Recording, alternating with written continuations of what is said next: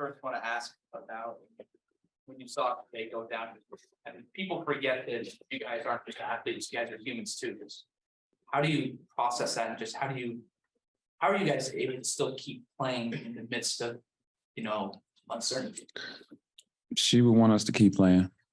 Shay would want us to keep going out there and competing. And we wanted to do that for her. So, that's just easy to do that. Yeah, it's hard when your teammate goes down in that fashion. And, whenever you see someone go out in a stretcher, it's terrifying. And especially Shay, who's such a warrior and always puts everything out there. And it's tough to see her go down like that, but hopefully she's fine and she'll be okay. Was there any discussion?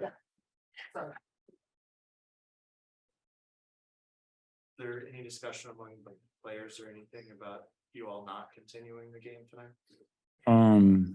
No. No, that was never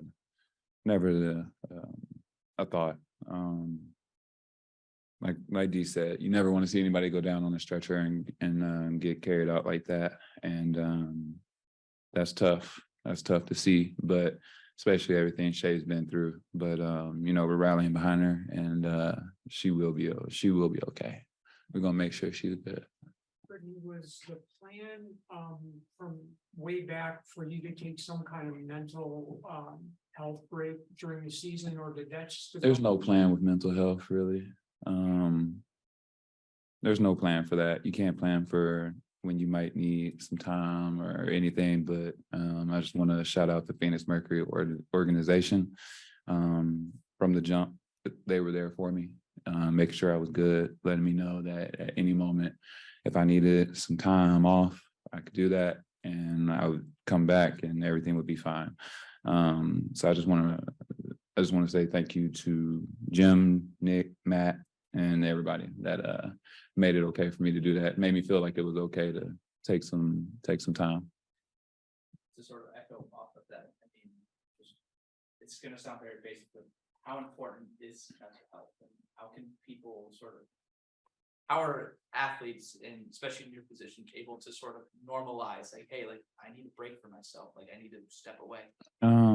By doing it like I did and other players. You see it at the Olympics. We saw it in Tokyo with our gymnastics team, and just across the board, you see players really take a moment for themselves. And the more that people do that, make it normal, then it's okay. It's always okay to take a mental break. Life's hard, life's tough. you speak of that? Simone Biles came back tonight, competed again for the first time since Tokyo. How did you feel just having had 3 games off? Could you tell the difference? This league is good. Anytime you take a day off, 2 days off, you're going to feel it. I'm not going to sit up here and act like I'm a robot, because I'm not. You feel it a little bit, but it's not like, having a whole season off and trying to come back. So, Anything else? No one want to ask the question? I got you. Just how are you? How's Brittany Griner doing? How is Brittany Griner doing mentally, physically? Doing good, I guess. Good. I'm good. My family got me, my teammates got me, everybody, we got each other. So it's all good. Yeah. What led to you coming back tonight specifically? What led to you returning tonight specifically for this game?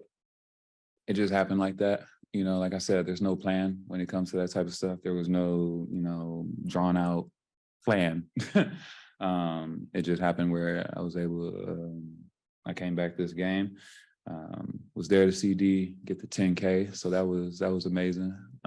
Always want to be on the court with her, but it was actually pretty cool to see it from the stands, because I would be lying if I said I wasn't a fan. So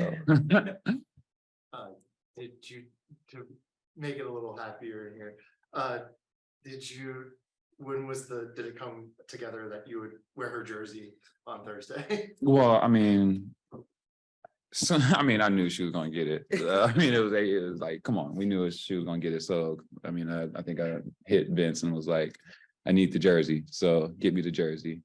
Funny thing is, I was recording it, but I didn't record it. I forgot to hit the record button. But luckily, my wife caught me from behind, so you see the whole like me recording, yelling, not going. Rookie mistake. Dinos cómo, qué pasó con tu mente ahora que era bueno así el estado en que está ahorita el equipo. Y bueno, como dije anterior, es difícil cuando una de tus compañeras se cae en esa manera y después vienen con el doctor y ahora está en el hospital. Es difícil, pero como dije, Shea es una jugadora que siempre compite, viene todos los días y compite más fuerte que cualquier otra jugadora que tenemos. Entonces, ahora la responsabilidad de nosotros es jugar y tratar de ganar el partido. No salió hoy, pero tenemos todo el corazón, todo el pensamiento con Shea que está bien, que va a volver. Y como dijo PG, cuando ella juega fuerza, con mucha fuerza y tratamos de hacer lo mismo con lo que hicimos nosotros. ¿En algún momento cambió el ritmo del equipo o del juego en el continuar? Estábamos jugando bien y los partidos son los partidos. Cosas cambian. También Seattle jugó bien. Creo que en el cuarto, cuando empezamos a jugar bien otra vez, unas cuantas llamadas que fueron en contra de nosotros acá en la casa. Y así el partido. Y tenemos que jugar mejor y tratar de ganar el próximo el martes. Gracias. Sí, no. I know it was obviously a tough loss night. The coach has been talking about obviously feeling the offense is growing and pretty you're just saying like being on the court like with Diana, but do you guys feel that now the offense is finally getting to that fluid point that, I mean, even when Nikki took over that she envisioned? Yeah, I think so. I think, it feels good on that side of the ball for the most part. I think we finally understand what each other can do, where we are on the court, what we want to get to. And I think tonight, for the most part, we got what we wanted, but just on the flip side, I don't know if we did enough defensively as a group, rebounding. And like I said earlier, I thought when we got a little bit of momentum, there was a 3-second call, then there was a clear path call, then there was a lane violation call, then there was a delay of game call. So the checklist was pretty long on us today, which made it difficult. You're on the wall, obviously, but when you see it on the other side with what Jewel is, Yeah. what stands out to you when you're seeing the kind of season she's had? I mean, she's playing at a very high level, and that's not easy to do. I mean, she's carrying a huge load right now for her team, and I think she's doing a great job. We both know Jewel really, really well, and when she gets going and she gets to play with the mindset of carrying a team, it brings out this extra gear, and I mean, she's doing a great job. And not only that, she's just a great kid. I mean, Jewel is just one of the best competitors. We've been lucky enough to play with her on the Olympic team, and she's just a great teammate. So I'm happy for her, and she's in her prime, and it's only going to get better for her. We're gonna add Michael Vocal on Zoom.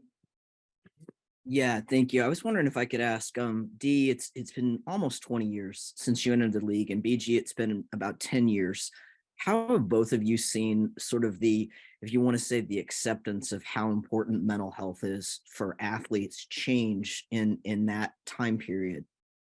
I mean, before it was, no one dare even say it. You were looked upon as weak or, just not wanting to play, not wanting to compete, which is completely the opposite mindset of it. So just the evolution of it's okay to take some time, speak out about it. There's a lot more resources now as well. So just seeing that evolution and more players actually taking that time. I think it's amazing. I think it's something that, in 20 years of my career, like BG said, it wasn't even talked about, you knew it was happening, and you can see people that needed time, that needed an outlet of some sort, and it just wasn't there for players, coaches, for anyone really. I could think back on watching my parents, like they need a break, but there was no resources. And I think the beauty about it now, being a parent, and that's how you bridge the gap of acceptance and making sure that the generation that comes, after us knows that this is a very important part of life. Life isn't always happy and things don't always go your way. And sometimes, a lot of times, you need a lot of help around you. You need a lot of resources. I've never had, a break publicly, but I've taken so many times where I just need to get out of here. I need to just get away and get myself in a place where I can help my family, my teammates, and be a productive human being. And, there's nothing better than you feeling right to make sure that everything else is right and in order in your life. And I mean, I think that's like when BG does it, I'm like, man, I really applaud you, because it's not easy. And, all the other athletes and, everyone who is in this realm. I mean, it's a powerful thing. It really is. I think it's changed the landscape of being a human being, really. Thank you. Well, it's a different team, pretty much. We've been through a lot this season. I think we've grown, have done a lot of good things offensively and defensively since those games. I mean, those games are so early. It's almost like playing them for the first time again. So, we're just looking to push the ball a little bit more, utilize our inside game and then get some stops defensively. Perfect. And coach, I mean, you are 5-2 at home since taking the role as interim coach. Wow, I didn't know that. Just wanted to ask your thoughts on that and sort of how the X factor has played into some of those wins. Yeah, I mean, it's our players. They have been really showing up. I think they're a lot more comfortable at home. And it's because of the X factor, just listening to the crowd, especially last game, and the roars, and them, the place just feeling like it's, just has so much electricity. It's just special for us. And, to have the X factor behind us is great. And I think they're the reason why we are 5-2 under my leadership. Perfect. And Michaela, I mean, last 4 games, 15.3 points, 7 boards, and a block. Just how have you been able to personally find a rhythm and establish real offensive consistency over these last 4 games? You've been killing.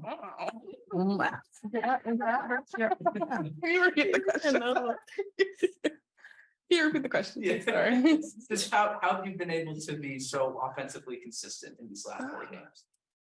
I don't know. I mean, I think it's just about finding the ways that I can help the team, whether that's, getting extra possessions on the offensive rebounding.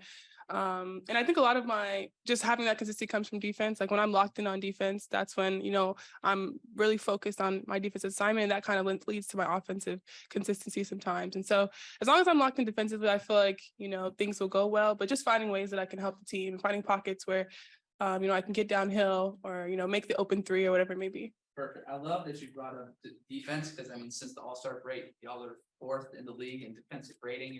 And Shug, I know you have been, a lot of players on the team talked about how you have been, guarding the best player on the team. So just from your perspective, how have you guys been able to get that mark defensively?